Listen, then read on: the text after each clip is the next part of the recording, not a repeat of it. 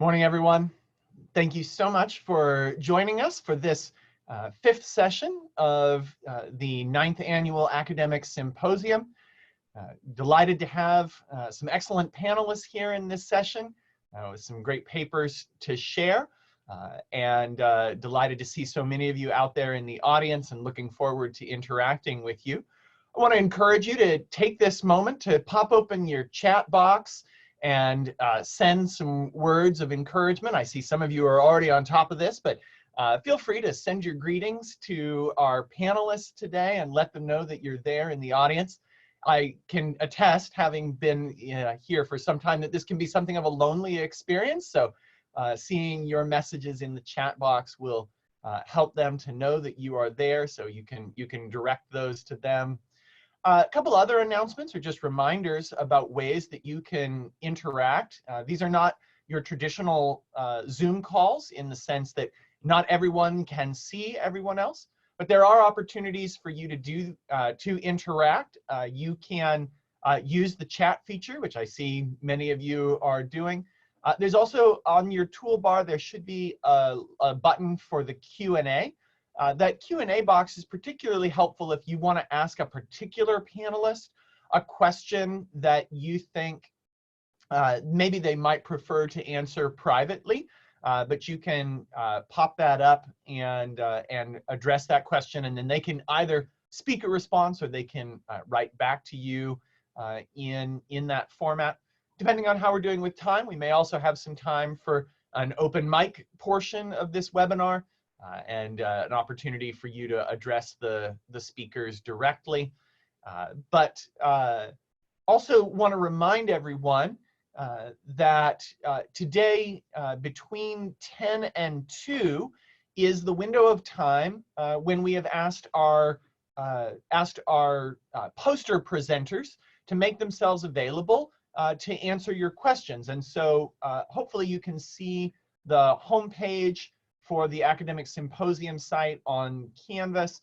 You can use this link right here to the modules page, which will take you to all of the different poster presentations. There are quite a few of them that are available there for you.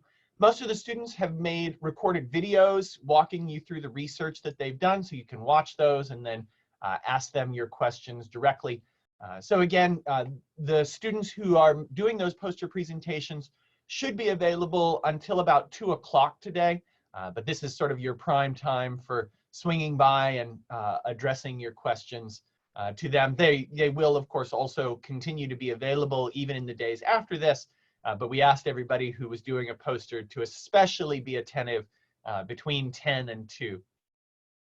On our panel here this morning, we have 3 presenters. First up will be Ashley Prax.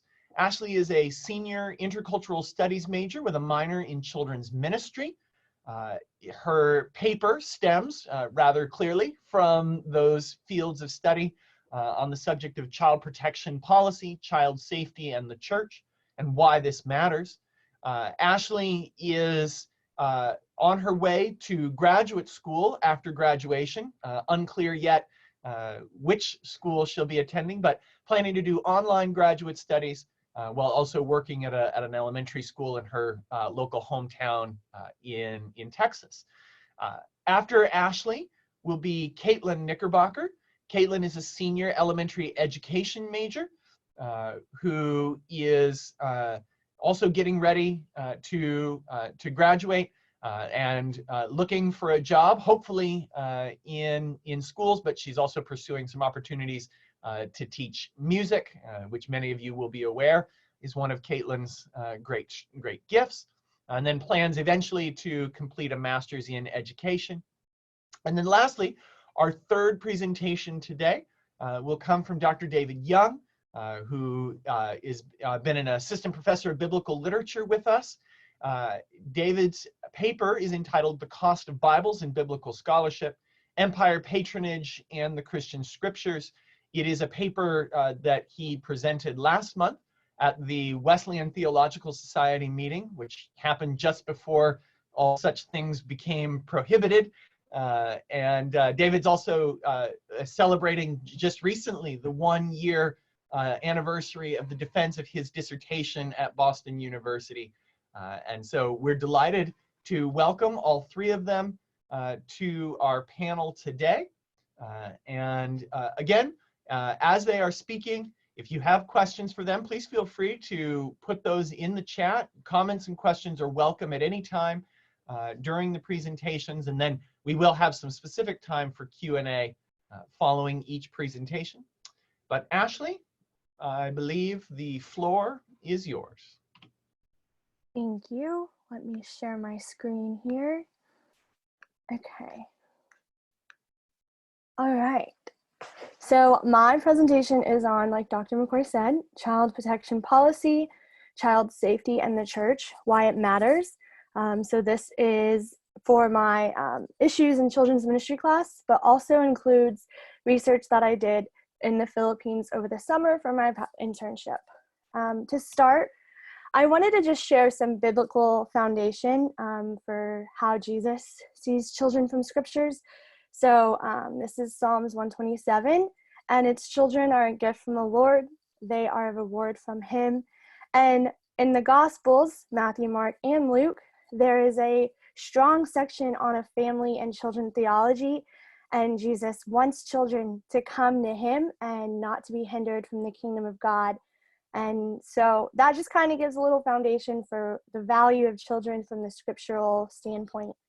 And then this is more scripture on protecting children. So God welcomes children and he requires us to protect them and defend them and to do all that we can do to see that children receive justice for wrongdoings that are done to them and that we are accountable for our actions with children. So it's very clear that scripture puts us in this responsibility to protect our children. And so with that, the church is not any exemption from protecting children. And if you do any searches on legal cases against churches in regards to sexual abuse cases, there are many, and this is just a few of the many cases that have been brought forward by the church. And so what does this mean? Well, to start, what is child protection? Child protection is a broad term to describe philosophies, policies, standards, guidelines, and procedures in order to protect children from both intentional and unintentional harm. So some definitions of abuse to get us started. Physical abuse is actual or likely physical injury to a child or failure to prevent physical injury or suffering to a child. Emotional abuse is actual or likely severe adverse effect on the emotional and behavioral development of children caused by persistent or severe emotional or ill treatment or rejection. Sexual abuse is the abuse of power or trust for sexual purposes. Sexual exploitation includes profiting economically from the sexual abuse of a child. Examples include child prostitution, online sexual exploitation of children, child pornography, and trafficking of children for sexual abuse. And then neglect or abandonment is depriving a child of his or her basic needs when the adult has the means to provide for those needs. Basic needs include health, education, emotional development, nutrition, clothing, medical, dental care, supervision, shelter, and safe living conditions. So how does this all affect child sexual abuse, and what is it? So it's any inappropriate sexual behavior with a child. It's when the child is encouraged or forced to observe or participate in any form of sexual activity. And it is behavior that involves children in sexual behaviors for which they are not personally, socially, and developmentally ready. So what is the profile of a child sexual abuser? Who does this? Well, 90% of child sexual abusers are men, and about more or less than 80% of the abuser is known by the child. So usual sex offenders in the US is between the ages of 20 to 30 years. The church, as we saw earlier, has sexual abusers, and they regularly will gravitate towards opportunity for contact with children. So any employment or volunteer opportunities, A sexual abuser will create friendships with children, and they will also create a trusting relationship with parents and caregivers. And they desire a strong sexual object who is safe and non-threatening, which would be a child. So what is a child protection policy? So we talked about what is child protection and who we need to protect our children from. So a child protection policy is a statement of intent that demonstrates a commitment to safeguard children from harm and makes clear to all what is required in relation to the protection of children. It helps to create a safe and positive environment for the children and to show that the organization is taking its duty and responsibility of care seriously, as we saw outlined from the scripture. And it makes clear that children must be protected. It helps to create a safe and positive environment for children and shows that we are taking our duty of care seriously. So a child protection policy is all about reducing the risk. It's ensuring that your church, and specifically this presentation is focusing on the church or any other organization that has protective layers in place. This protection of children is going to protect from threats caused by the staff or volunteers of organizations and ministries, as well as violence and discrimination within families and communities. And organizations and ministries have the responsibility to make every effort to achieve the highest level of protection for children with whom they come into contact.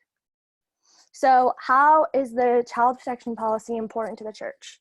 Well, it's going to help protect the workers and the church by providing clear guidelines for appropriate behavior, clear procedures for responding to concerns or allegations, and provides guidance for workers to protect their reputation in case of false accusations. So what is it? We've talked about what is child protection policy, but some of you may be wondering, much like I was at first, how in the world do you write one and what is in this policy? So there's 7 key components, and we're going to look briefly at those 7 components. So the first component is a statement of commitment. And this statement is going to summarize why you have a policy, and it places it in a broader context than just your local organization. So it should include definitions of child abuse, which I included those earlier. It's going to include an analysis of major child protection issues in your setting, in your church, and then it's going to take it further to an analysis of the legal and cultural framework in your country. So for example, this office is committed to the welfare of children around the world. We oppose all forms of child exploitation and child abuse, including child sexual abuse. Any person who has knowledge of a potential child protection issue involving the organization is to immediately contact the child protection coordinator. The second part is communicating child protection. So this component of the policy will refer to talking about child abuse and breaking the silence that's around it. It'll bring awareness and training to your local church, your local congregation, school, staff, and including this policy in other staff board manuals, not just in your small children's ministry child protection setting of the manual. It'll be included in the whole thing. So the internal communications will be providing specific opportunities to discuss and learn about child abuse and neglect. It'll include all of staff, volunteers, and interns for anyone working with children. And in addition to that, it'll intentionally discuss with these communities in which we work. So it'll discuss what all of these components are, including children. So not just the faculty or staff or volunteers. So the third component is behavioral protocols. So general guidelines for staff, volunteers, interns, visitors, and guests. So these are the basic protocols that a lot of us, anyone who's working with children would know these, but it's important to go over them. So treating children with respect and dignity, description of appropriate behavior with children, the 2 adult rule. So 1 adult should never be alone with a child or 2 children. There should always be at least 2 adults for every child, and when you're going anywhere. A signed document saying that the policy will be respected, always to be accompanied. So any new staff member will be accompanied during the first 5 to 6 weeks. Action will be taken in cases of inappropriate behavior. So That means breaking these protocols could be grounds for discipline, including dismissal, and communities and children are to be informed of the protocols and assured that if they report something, they will not be in trouble. So the fourth component is guidelines for screening and recruitment. So this component of the statement makes about the importance of careful screening of potential candidates and recruiting procedures. So you're identifying the procedures that reduce the risk of hiring someone who may abuse children. It requires very intense attention to local law, and this is for all staff, volunteers, interns, and board members. So it will include statements like, from the first conversation with an interested candidate, the protection of children is highlighted and child protection policies are reviewed during orientation. Signature from the applicant that he or she has no criminal convictions for abuses against children. An agreement to abide by the policy, and again, a signed agreement for background checks will be obtained during this recruitment process. So, and then responding to allegations, this is going to be where we need to work on in the church, creating a culture that expects the reporting of suspicious behavior, treating both the victim and the alleged perpetrator with respect and dignity while an investigation takes place, believing the child until proved otherwise. And again, this is an important step for the church to take. So it's following local laws as required and designating someone to deal with any media outbreak. And what I think is the most important of all of these responses is providing ongoing support to the child and offering support to the person accused as well. So the sixth component is advocacy and networking. So this is a commitment to working with other groups that are interested in child protection to pray for wisdom and strength, learn from other groups and churches, encourage and support training initiatives in your local church, in your local community, and define tools and resources such as Nazarene Safe, which I'll talk about a little more, and other Nazarene pastors. And so talking about Nazarene pastors, when I started this project for my class, I went on some children's ministry pages on Facebook, and I asked about 3 different pages with lots of people what their child protection policy was. And I was able to read some policies. I was also able to ask questions of how they implement it. And then I created like a conversation for these pastors to have on encouraging and growing their policy. So the final component is confidentiality. So this is statements relating to confidentiality at all levels. So the people, this is for the people that need to know. So information about an incident is shared only by people on the child protection team or on your children's ministry team, your board team. Then they will decide who else needs to know. And security of information, the correspondence to the children must be screened. So the person who does that who talks with the child, there needs to be 2 adults there, but it needs to be a safe and screened setting for the child. So what is the Church of the Nazarene response? So we went over what is the child protection policy, and before that, why it's important. So the Church of the Nazarene has taken this stance on a zero tolerance of sexual misconduct with minors. So the Church of the Nazarene has adopted a zero tolerance policy for sexual misconduct and inappropriate behavior with minors. All workers, leaders, and pastoral staff are to be above reproach in their conduct and to act in the best interest of others. This requires not only that they themselves refrain from engaging in any abusive or suspicious behavior involving minors, but they will also be required to report without delay to proper authorities anyone seen engaging in such behavior. So in addition to their statement, the Church of the Nazarene has also implemented and created Nazarene Safe, which helps with guidelines for establishing policies and procedures.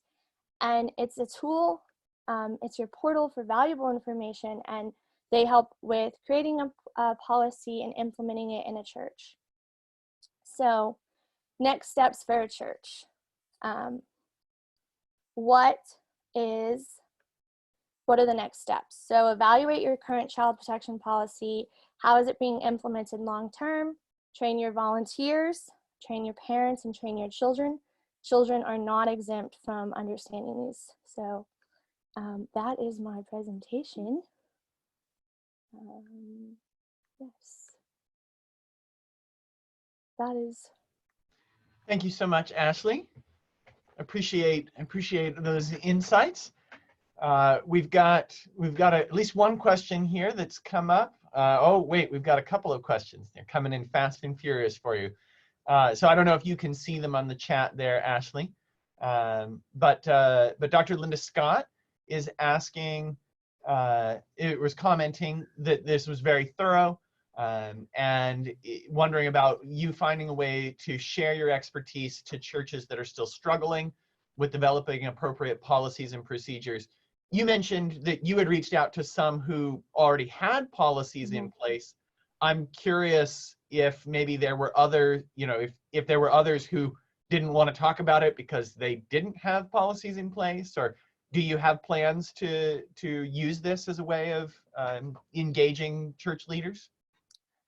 So some of the responses that I got on the Facebook polls some of them were newer children's pastors who they knew that the church had a policy, but they didn't know how it ran in the DNA of the church. So they were like, oh, let me know what you find. And then Leslie Hart is the children's ministry leader in the Church of the Nazarene. And so she joined in those conversations. And so by me asking this question, I asked for help for my project. It turned into a conversation for growth for people that were in there.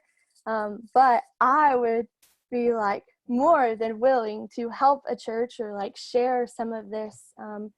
A lot of this information came from trainings that we did that I helped with in the Philippines, where we taught schools and churches how to write the policy. And then it was six consecutive weeks that they just worked on this policy statement. So yeah, great.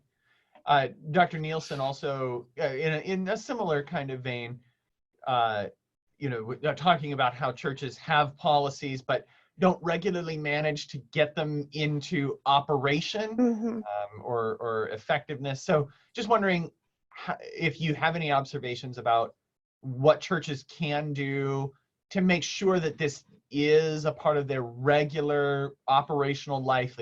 Is that an administrative function? Is that something else? I think a lot of it is the way that the church staff and leaders implement it. So I know it's common that I've seen before Vacation Bible School to have a training, but it's a short little training over a lunch, and that's one time a year that this is done. But after that week, it's not really addressed or brought back up. And so I think before anyone who's working through children's ministry, whether they are a lifelong person of a certain church or they're new, they need to go through a training. But that needs to come from the church board and staff taking it as, this is important for our church. This is every day. This is what we're thinking about. How are we keeping our children safe? And so Dr. Nielsen was actually my professor for the class where I put this together. And we talked a lot about how the policy is in the DNA of the church. So do the children know what is expected of an adult? Can they hold an adult responsible? Can a teen who sees an adult alone with a child, hey, do you need help? Thinking how we're going to train each level of the church to make them all accountable. To where it's just every time you're at church, everyone knows the expectation. If there's a new parent, they're quickly shared, and they're invited to come down and watch how everything goes, and then following up with them. And it's just so everyone knows how the church is working to protect children and to welcome them. Great. Thank you, Ashley. Obviously an immensely important subject. We do need to transition to Caitlin, but Ashley, I wanted to make sure that you saw there is another question in the Q&A box, and I think it would be great if you would take a minute and write a response to that particular question while we give Caitlin the floor and the opportunity to share her work with us. Thank you.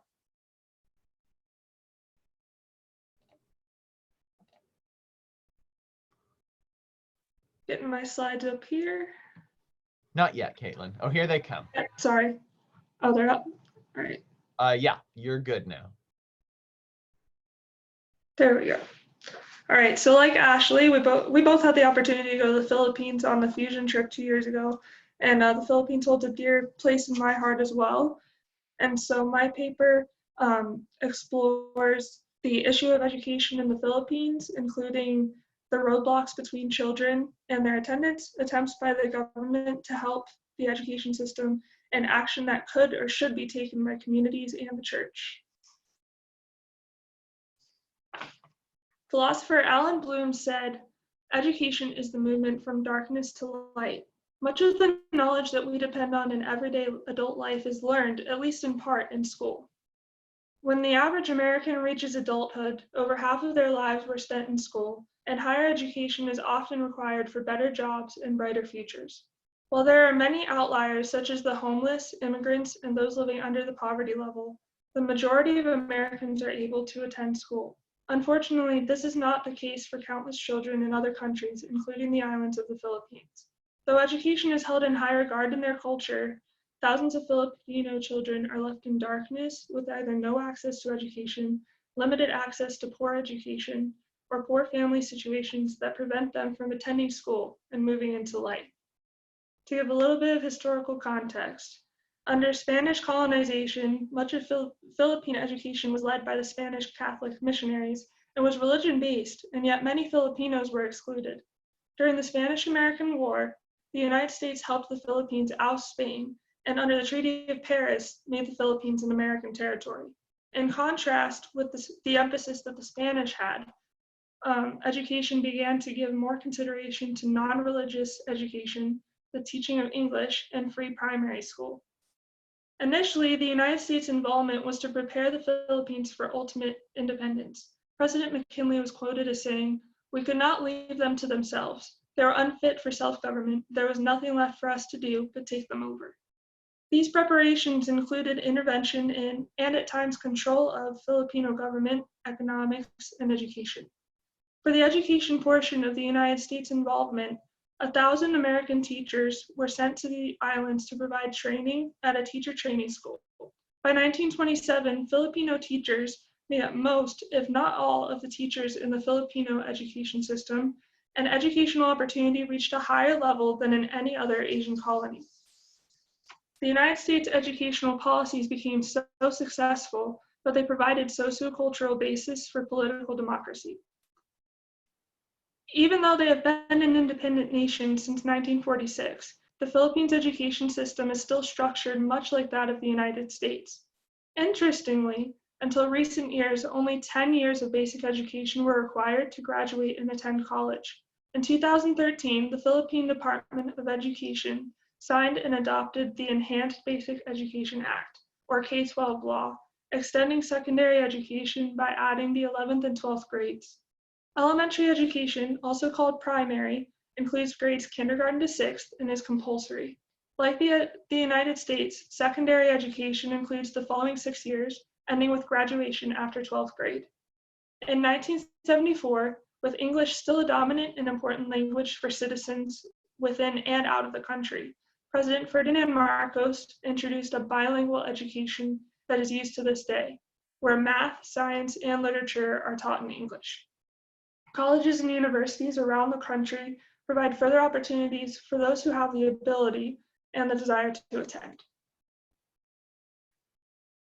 In January of last year, the Philippine Statistics Authority posted a presentation by Patricia Ann R. San Buenaventura, highlighting key statistics about the Philippine education system and introducing prospective budgeting options. According to this report, there were 26.3 million students enrolled in school in 2017, including students from kindergarten up to college and vocational training. Of this number, females held a slight majority over males. But despite this fact, 3.6 million known out-of-school children in the same year, 63.3% were females aged 6 to 24, mainly unable to attend school because of marriage or family matters. These out-of-school children and youth, or OSCYs, are largely from families from the bottom 30% based on their per capita income. In 2015, about 16.6% of primary students and over 25% of secondary students did not complete their education. Many diverse factors have an influence on educational statistics, including the ratios may look different, depending on issues such as geographical area, demographic makeup, and economic disparity. One of the major groups who lack the access to education in the Philippines are those in widespread poverty, such as the experience of the OSCYs. While the poverty rate has been decreasing, it is still a major issue that affects much of the population. Much of the economic growth is focused in urban areas, while those living in rural areas or slums still live on very little income. In 2010, the Asian Development Bank estimated that about 25 million Filipinos lived on less than 3 Filipino pesos, or less than $1.51 in American dollars per day. Many families are forced to seek extreme measures, including renting living space in unbelievable conditions, finding ways for children to help bring in income, or taking faraway jobs as overseas foreign workers, or OFWs. About 10 million Filipinos, making up around 1/10 of the Philippine population, are employed in difficult jobs on the seas or in distant countries, sending their income back home to their families. Another important group in the issue of access to education, though it could possibly be considered a subgroup of those in poverty, is the large population of street children. While there may have been 3.6 million OSCYs in 2017, this number may not account for the uncertain number of children that live on the streets. Though the number is not known and is virtually impossible to prove, sources estimate that there are anywhere between 25,000 and 1 million children that live on the streets without beds, clothes, addresses, adequate income, or hope for the future.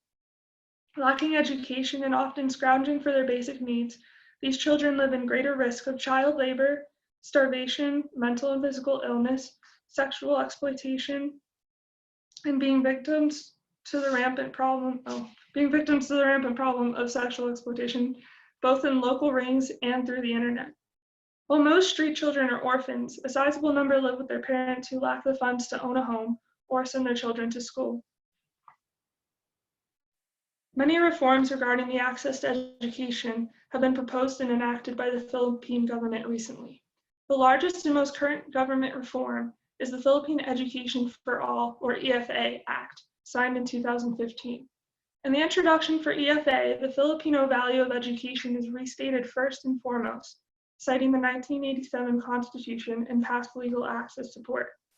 One of the recent reforms outlined in the introduction mentions that the state has a legal responsibility to protect and promote the rights of all Filipinos by providing children free and compulsory education in the elementary and high school level.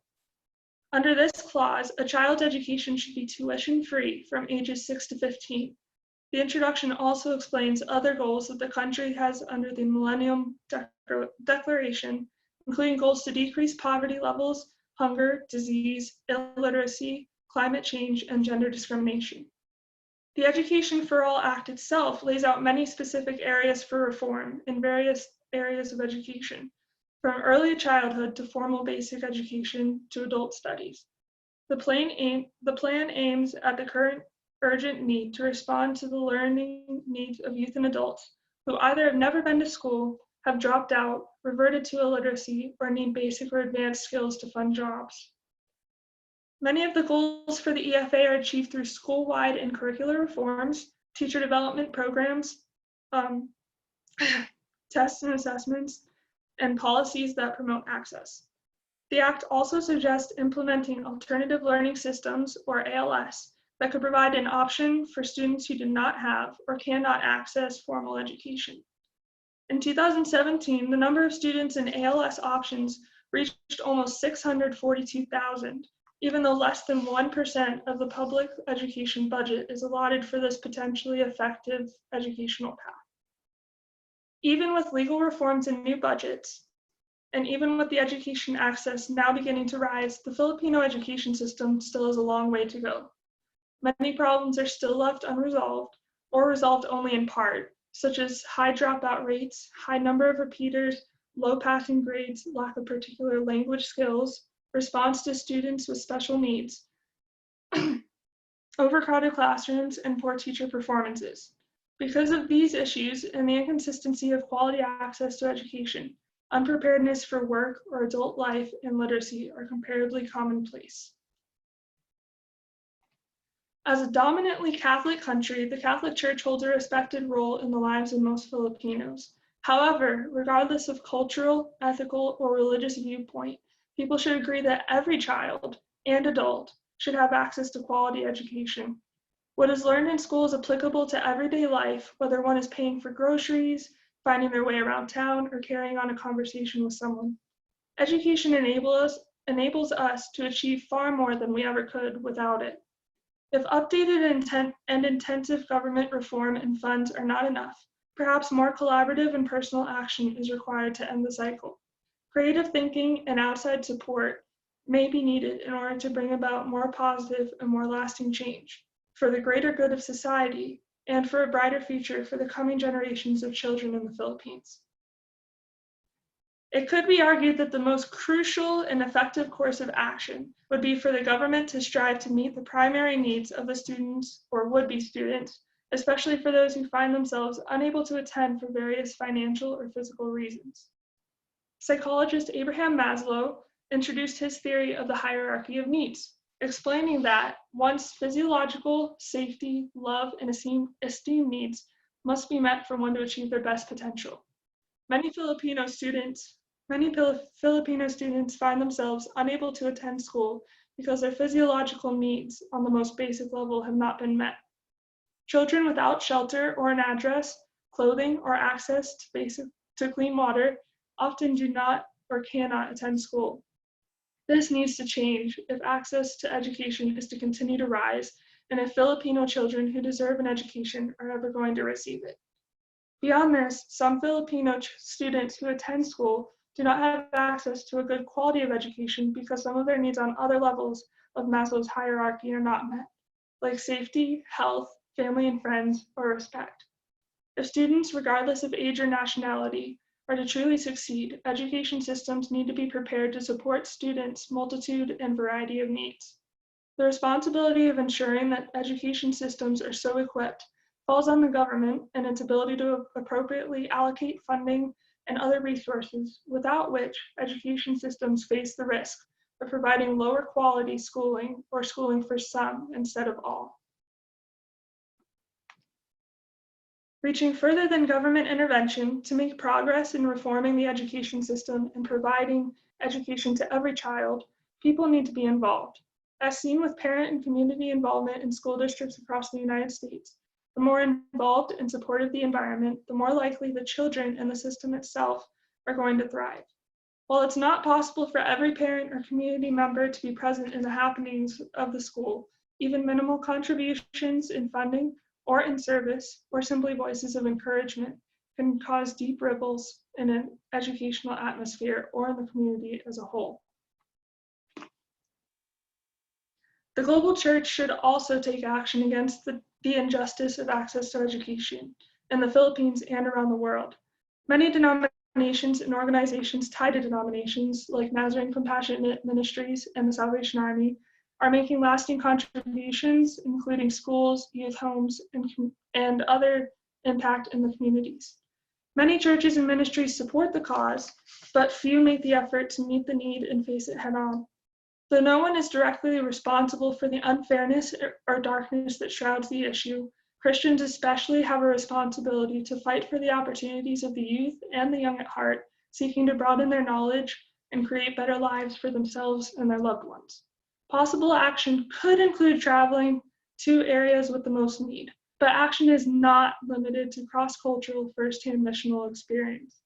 Being informed, spreading awareness, and praying continually are simple and powerful ways to make a difference from whatever corner of the world the Christian is in. The more open one is to his leading, the more God will reveal what breaks his heart and how Christians need to or should respond.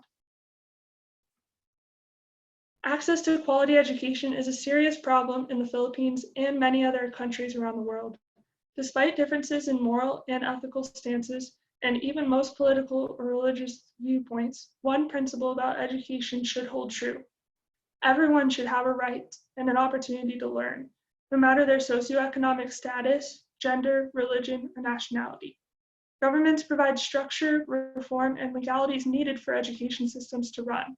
However, government systems may only go so far without strong support from citizens, communities, and Christians who stand against injustice and stand for the brighter futures of children around the globe.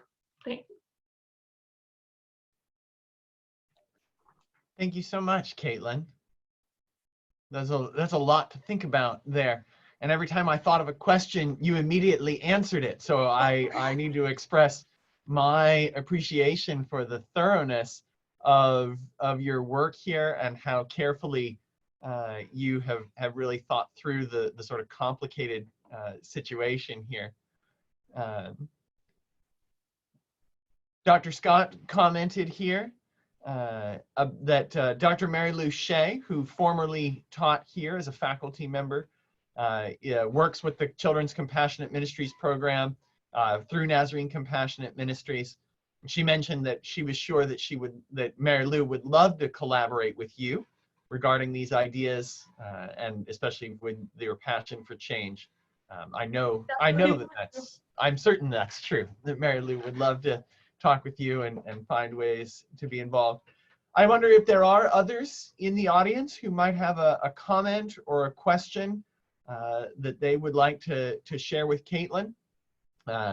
It's even possible, if you'd like, to raise your hand, and we can allow you to speak your question out loud if that's what you'd prefer. Caitlin, I wondered, I mean, a lot of what you shared is, you could take out Philippines and put in Somalia or Bangladesh, or you name it. Like, I mean, the statistics would change slightly one way or another, but the basic set of problems would persist. So, this is, as you well know, this is not a uniquely Philippines kind of challenge. There are even neighborhoods and areas in this country where these kinds of issues exist. So I guess I wonder, in terms of your sort of thinking about it, have you been favorably impressed with the work of organizations like UNESCO and others that are not UNESCO, UNICEF, Children's Education, that do this work on a global scale, that try to promote development and educational opportunities for children on a really broad scale? Have you been generally favorably impressed, or have you thought, nah, they're not really getting it done?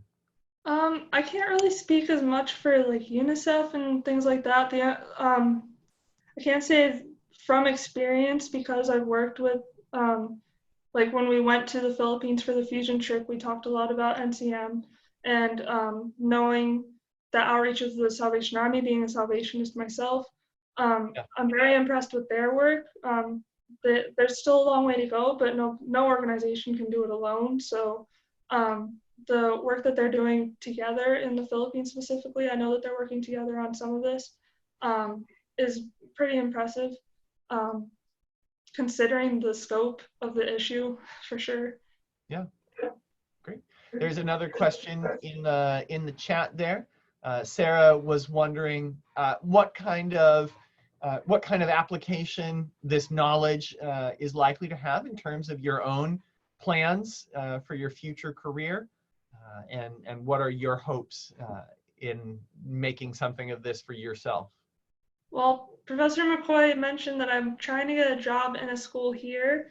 That's the plan at first, because I do want to be a missionary teacher and to bring the light of education where it's needed, but not right out of college. So I'm planning to get a teaching job here for a few years and then to apply all this wherever God sends me later. Yeah, great. Lynn Bollinger would like to suggest that Asia Pacific Nazarene Theological Seminary would be an excellent one for you to contemplate. as you consider the next step in your educational journey. All right. Well, Caitlin, thank you so much for your paper and for sharing with us today.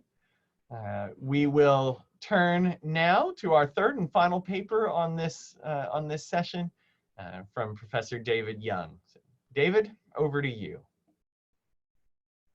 Thanks a lot, and let me just say, really nice job, Ashley and Caitlin. I'll try to live up to the superb standard you have set in this session. See if I can do my part here. I'll just quickly say, as Dr. McCoy mentioned at the beginning of the session, I presented this paper. I've made small modifications, but presented basically this paper at the Wesleyan Theological Society about a month ago. And the theme for that conference was Christian complicity in with the principalities and powers, or Christian complicity and confession of that complicity with injustice in our world. So that might help set a little bit of the context for why I pursued this topic in the first place. So great to see you all, and excited to share this with you. So the production of biblical manuscripts and biblical scholarship were costly enterprises in antiquity, ones that required the acquisition of expensive materials as well as the labor of very specifically skilled individuals. The costs of these endeavors, however, cannot be limited to a mere reckoning of the number of animal skins converted into parchment, many though they were, or the hours upon hours of labor by highly trained scribes.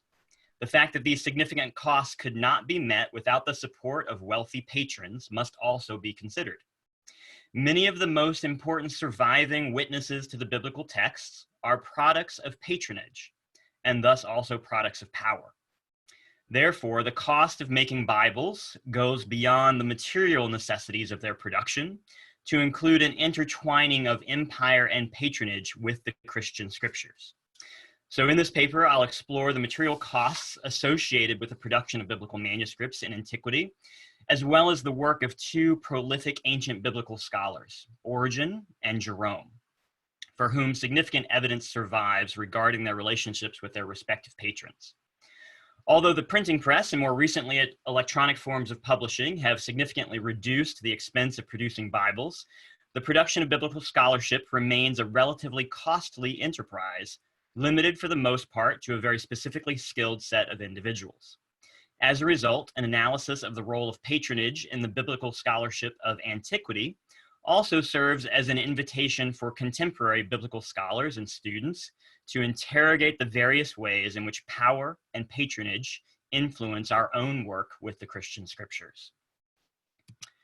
The Price Edict of Diocletian, issued near the beginning of the 4th century, provides the only real benchmark for evaluating the costs of literary productions in late antiquity. The severe inflation which plagued the Roman Empire throughout the 3rd century forced emperors to take economic action to stem the tide of this quickly escalating problem. Diocletian attempted to control inflation by setting standard prices for a long list of regular goods and services throughout the empire. Given this context of severe inflation and the questions scholars have raised about the extent to which the edict impacted economic reality throughout the empire, the Price Edict cannot provide definitive cost estimates throughout the 4th century, but it has served as a useful starting point for estimating the costs of goods and services relative to income. Diocletian's edict sets the price of 1 foot of parchment at 40 denarii, and the wages of a high-quality scribe at 25 denarii per 100 lines. Marischal utilized these figures to estimate that a high-quality copy of the Aeneid cost about 3,400 denarii. By comparison, the wage of a farm laborer is listed at 25 denarii a day, thereby requiring 136 days of labor to cover the cost of such work. Of course, literacy rates were so low in the ancient world, the estimates are usually about 10% of the entire population were literate, that our theoretical farm laborer likely had no use for such a work, even if he could have afforded it, which clearly he could not. The wage for a teacher of Greek and Latin literature, set at 200 denarii per student per month, makes a more practical benchmark. Even at this much higher rate of income, however, a teacher with 20 students would require nearly an entire month's income in order to afford a single copy of a text which was presumably essential to his or her vocation. The earliest copies of the Christian scriptures, some of which are pictured here, typically written on papyrus with varying degrees of scribal skill, which tend toward a more documentary rather than a literary hand, that is a sort of a lower scribal skill, were not of the same class of high literary production. They were, nevertheless, most likely produced by individuals wealthy enough to afford the work of scribes, or actually more likely wealthy enough to own the scribes themselves, since those scribes were probably their slaves, who could reproduce relatively lengthy texts. The rise of Constantine and his bestowal of imperial patronage on the church in the 4th century directly impacted the production quality of Christian scriptures. Eusebius reports, and I have the quote here, I'm not going to read this whole quote just to save time, but you can see the quote here on the screen. Eusebius reports that Constantine ordered 50 copies of the sacred scriptures to be produced to the highest standard. I remember the first time I learned this fact, and I found it so striking that when the emperor orders copies of Bibles, the whole wealth of the empire can only produce 50 copies of the scriptures. Most of us probably have 50 Bibles like laying around in our churches. So it gives you an idea of the scale of the cost of the production of these Bibles. Scholars have frequently inquired as to whether the 4th century codices Vaticanus and Sinaiticus, pictured here, might be 2 of these 50 copies ordered by Constantine. The differences between these 2 manuscripts, however, suggest that they are not products of the same scriptorium. Furthermore, the text of both manuscripts fail to correspond to some of Eusebius's known textual decisions. Even if these manuscripts were not 2 of those directly ordered by the emperor, their high-quality production nevertheless reflects the impact of imperial patronage on the reproduction of the Christian scriptures in the 4th century. You can just take a quick look at these manuscripts compared to the ones that I had on the previous screen and see that they are much higher quality production, better quality writing, and things like that. A solidus, a coin consisting of 4.5 grams of solid gold, introduced to the Roman economy by Constantine, could purchase approximately 266 sheets of high-quality parchment. Calculating for the larger than average pages in Codex Sinaiticus, David Parker estimates that the cost of the parchment alone needed to produce this pan-decked Bible would have been 5.1 solidi. The cost of copying the roughly 142,000 lines of text in Sinaiticus would have resulted in a bill of 13.6 solidi for the work of the scribes. An additional solidus to pay for the binding brings the cost of the production to 19.7 solidi to produce this single Bible. For comparison, Parker also notes that this was the equivalent to the cost of enough wheat to produce 10,500 loaves of bread, and only slightly less than a priest's or deacon's yearly income. So 10,500 loaves of bread was equivalent to the cost of producing this single Bible. These numbers make clear that the costs associated with the production of a single copy of the Christian scriptures in antiquity were prohibitive for all but the extremely wealthy. On the other hand, the income inequality in 4th century Rome was so vast that these same expenses would have been entirely inconsequential to those who could afford them. The income of a Roman senator could amount to 288,000 solidi a year. Quote, the equivalent of a tax revenue of an entire province, or the cost of supplying Rome with grain for an entire year, end quote. If we reimagined the income of our Roman senator in quantities more familiar to middle-class Americans, funding a massive project like the production of Codex Sinaiticus would have roughly the same impact on that senator's personal finances as someone making $50,000 today spending $3.50. What was unthinkably out of reach for almost everyone would not have warranted a second thought to the few who could afford it. This massive gap in wealth was a central feature of the patronage system and the relationships of asymmetrical reciprocity which governed social and economic interactions in the Roman world. Wealthy patrons could fund expensive public works and lavish their generosity on their clients with virtually no risk of any negative impact on their own well-being or financial security. Conversely, those who were not wealthy were entirely dependent on those who were, since projects funded by patronage could not be financed any other way. The reproduction of the Christian scriptures in antiquity cannot be exempted from the system of inequality, since they too were clearly products of patronage. Now let's talk about biblical scholarship itself in antiquity. The social and economic climate, which made the production of the scriptures themselves a costly enterprise in antiquity, likewise dictated that substantial resources were necessary for the production of biblical scholarship as well. As two of the most prolific Christian writers in antiquity, Origen and Jerome, provide illuminating examples of the function and influence of patronage in biblical scholarship. Both of these scholars adopted certain ascetical practices, which might at first glance suggest a certain distance or separation from circles of power and wealth. However, Origen and Jerome both conducted a costly brand of biblical scholarship, which would not have been possible without the support of wealthy patrons. The present claim is not that any of these patrons were particularly unjust relative to other possible patrons, but to claim that biblical scholarship, like the production of the scriptures themselves, has never existed in a power vacuum.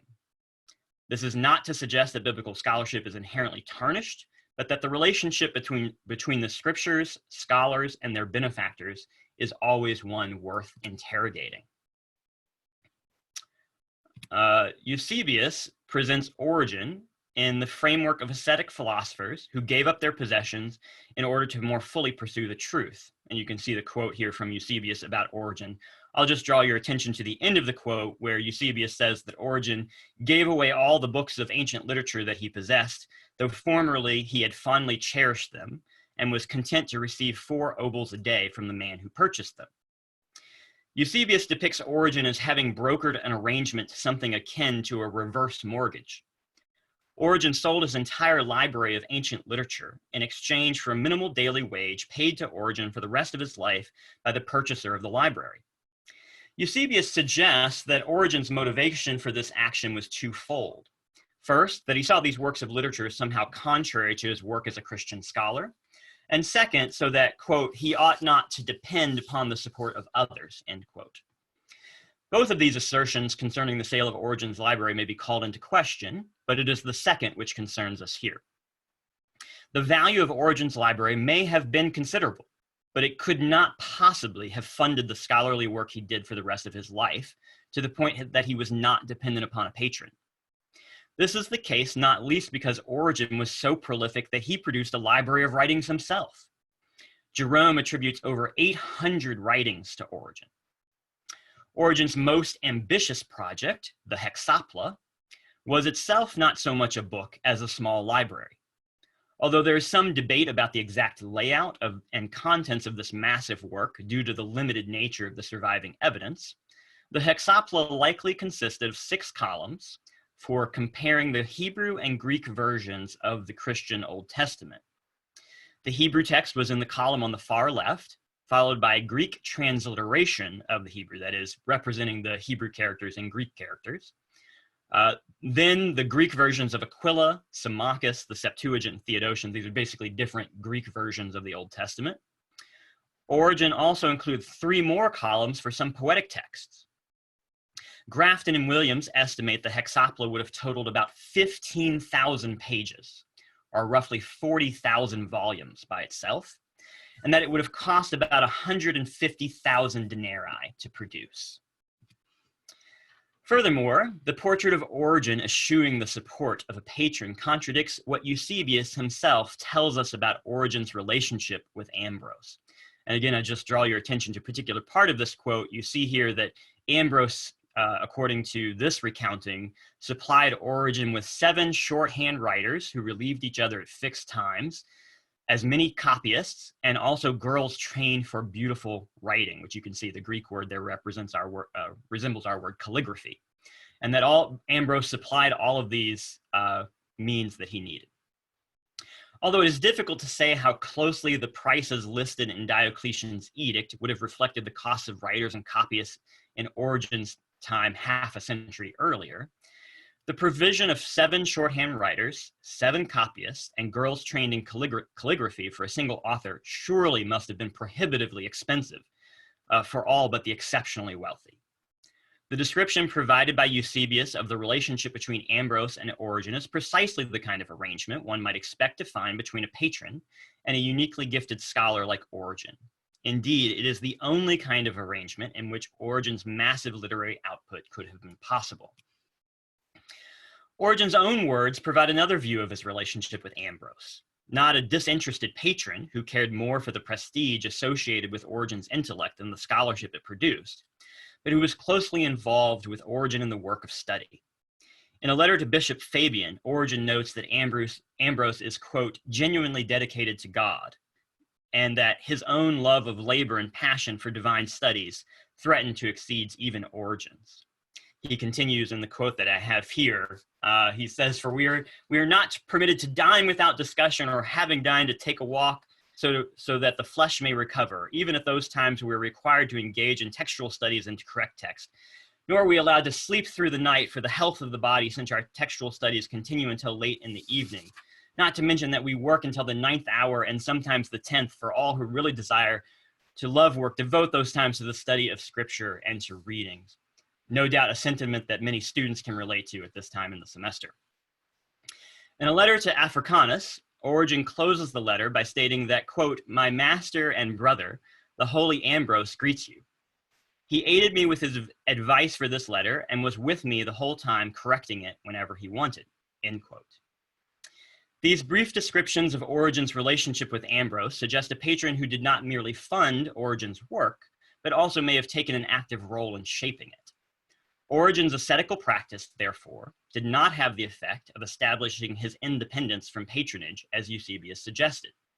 On the contrary, Origen's own words suggest that his patron was closely involved in his scholarly pursuits.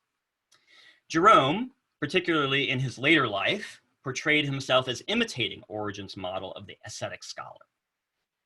After his departure from Rome in 385, Jerome took up residence in Palestine and lived the life of a monk.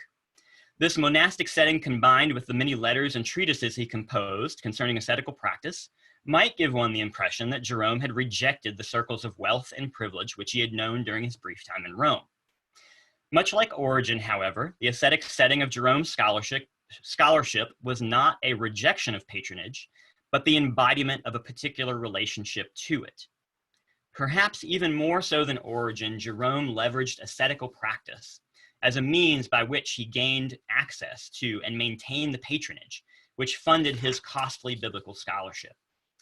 Furthermore, in Epistle 43 to his patron Marcella, Jerome describes Ambrose's patronage of Origen in a way that insinuates how Marcella might support Jerome's work, and you can see the quote here. Origen is portrayed as a scholar tirelessly at work, not even pausing to eat or waste a single moment before falling asleep, lest it might take time away from his scholarly production.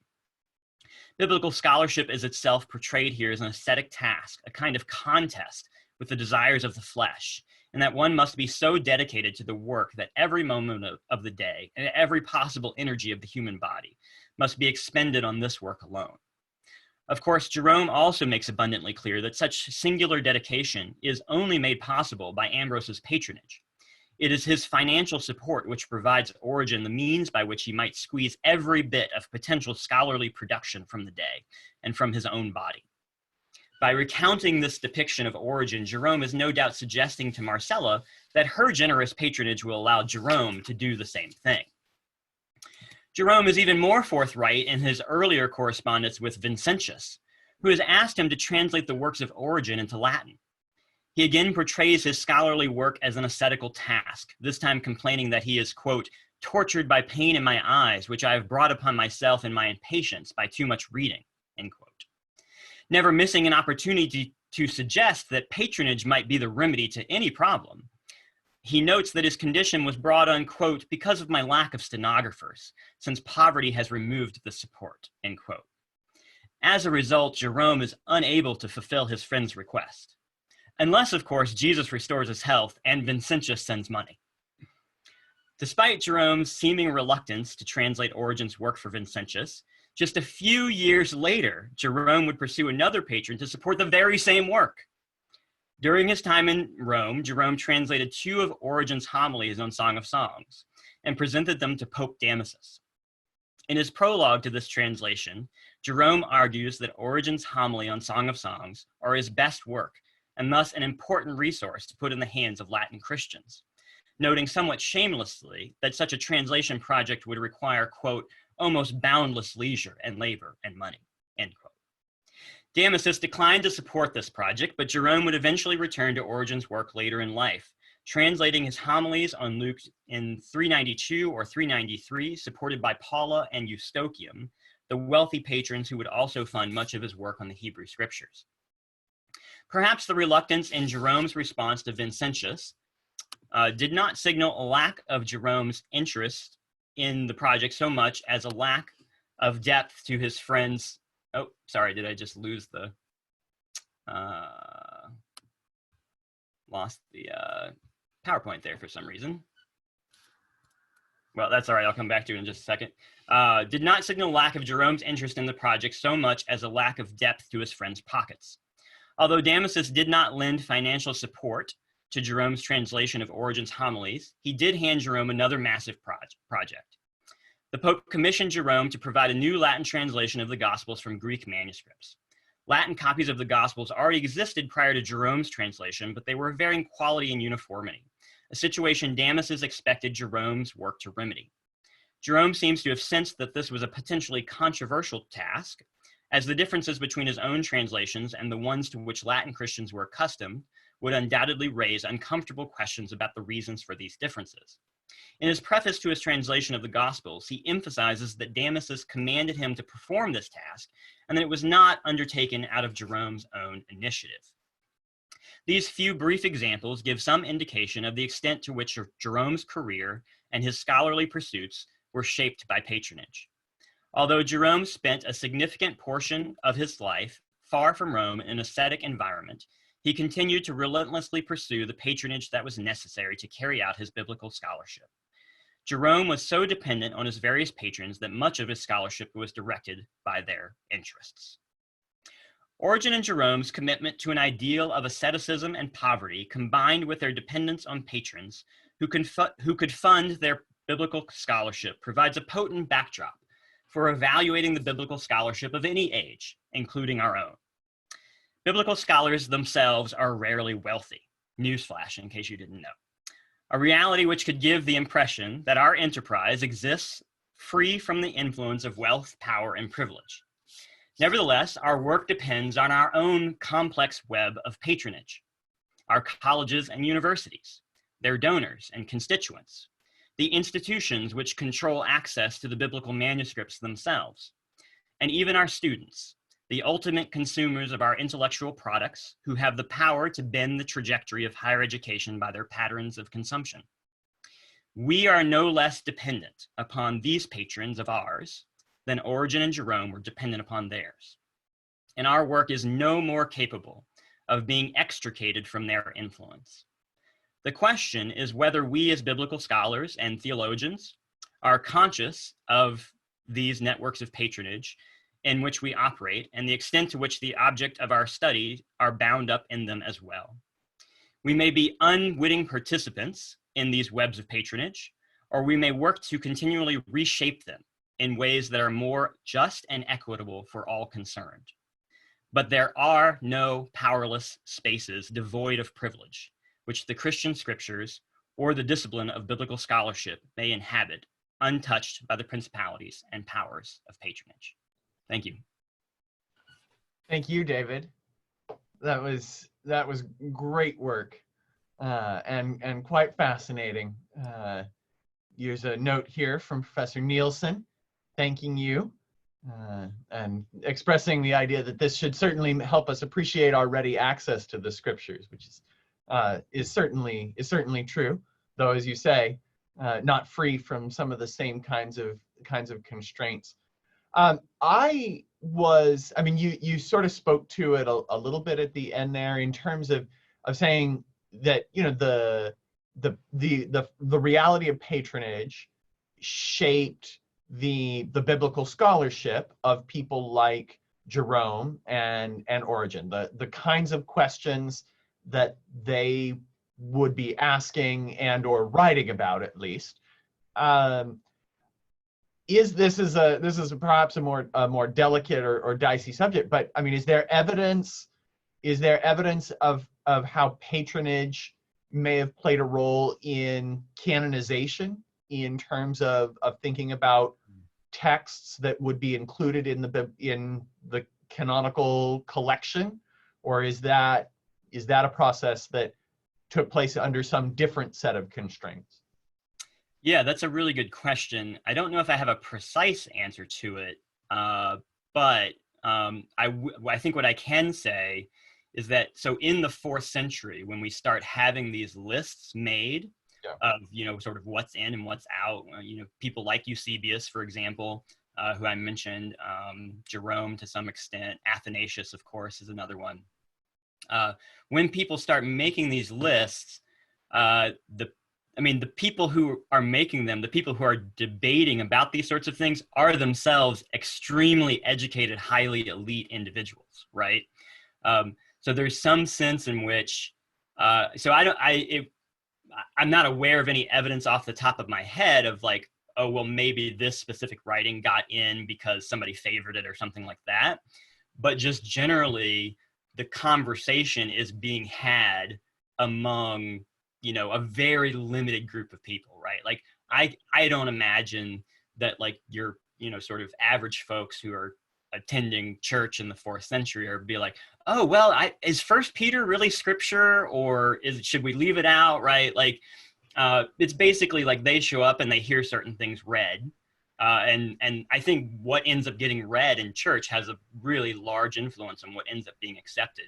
Yeah. But this whole debate about what should be included in these lists is itself a sort of really scholarly debate that probably was the work of a really narrow segment of the population. So I think in that sense, patronage had an impact on the fact that the debate was happening at all, and shaped the way that it was carried out. Yeah. Great. There's quite a few other notes coming in. David, expressing people's interest in and appreciation for the work that you've presented to us today. I felt like I had one other question, but it stemmed from something that was quite early in the presentation, and I'm afraid I have now lost it. But I guess I know where to find you. Yeah, absolutely. Yeah, for sure. All right. Well, thank you for the opportunity to present, and appreciate everybody's comments there. Yeah. Thank you, David. Thank you, Ashley and Caitlin, for sharing your work with us today. There's been a lot of great stuff in this session. Just a couple of reminders for those of you who are in our audience. First of all, we've got a little bit of a break here. Our next session will be at 1:30 p.m. With 2 papers coming out of our engineering and computer science programming. So you can see those titles there from Katie Sauter and Claire Kayahura. So encourage everybody to come back at 1:30 to join in. And of course, in the meantime, just another reminder that this is an excellent opportunity to swing by the modules page, where you can view all of the various poster presentations that students have submitted, and I know that they would appreciate your comments and feedback on those things.